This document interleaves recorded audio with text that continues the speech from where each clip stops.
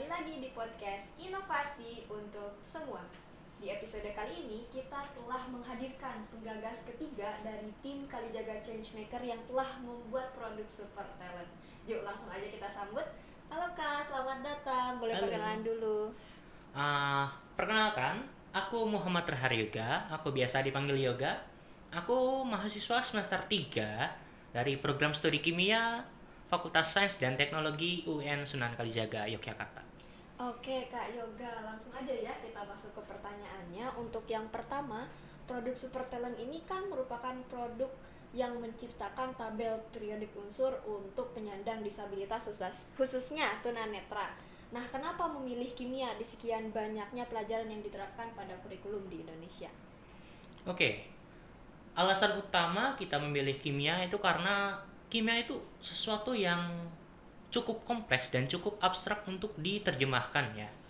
Dan seperti yang kita ketahui sendiri, kimia itu merupakan salah satu mata pelajaran yang wajib dipelajari terutama di dalam IPA.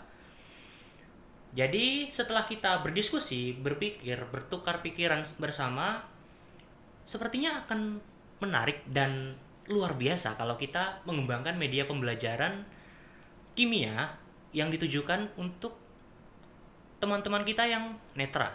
Kenapa? Karena mereka sendiri itu butuh sesuatu, butuh media yang bisa memberdayakan kemampuan mereka.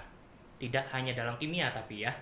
Tapi untuk kasus ini kita memilih kimia karena itu merupakan salah satu objek yang kompleks dan abstrak yang sepertinya akan menarik kalau kita menggunakan di membuat media pembelajaran untuk kimia. Oke, nah selanjutnya, bagaimana konsep dari penyajian materi tabel periodik unsur pada Super Talent? Nah, untuk Super Talent ini sendiri akan menyajikan materi kimia terutama dalam hal periodik unsur. Periodik unsur ini terdiri dari beberapa hal seperti lambang unsur, nama unsur, massa unsur, dan lain sebagainya. Nah, itu semua nanti akan dijelaskan oleh Super Talent sendiri sesuai dengan tombol yang dipencet oleh pengguna.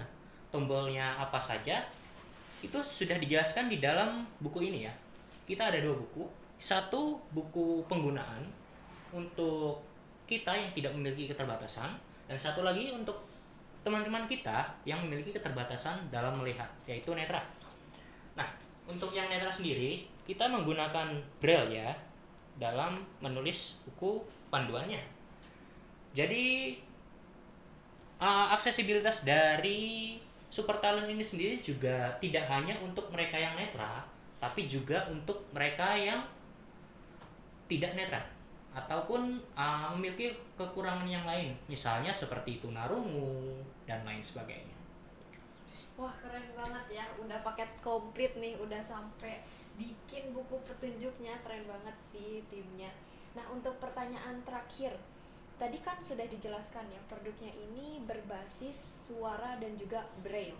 Nah, apakah selanjutnya ini akan ada pengembangan dari produk ini?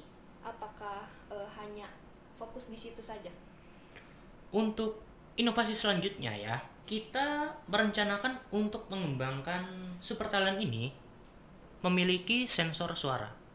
Jadi misalnya kita memberi perintah ke Super Talent untuk menjelaskan golongan tertentu.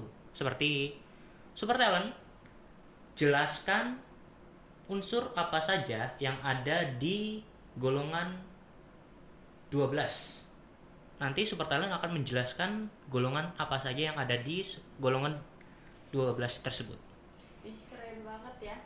Semoga inovasinya berlanjut ya dan bisa dikembangkan baik oleh tim maupun dari masyarakat sekitar. Nah, terima kasih Kak telah datang di podcast kita. Semoga kedepannya banyak anak muda yang mau menciptakan sesuatu dan juga bisa menjadi change maker seperti timnya Kakak. Ya, terima kasih kembali sudah mengundang saya ya. Dan semoga apa yang kita ciptakan ini itu bisa menjadi gerakan perubahan dalam pendidikan di Indonesia, menjadi lebih inklusif lagi terutama bagi teman-teman kita yang mengalami disabilitas. Amin. Oke, cukup sekian. Sampai jumpa di podcast selanjutnya.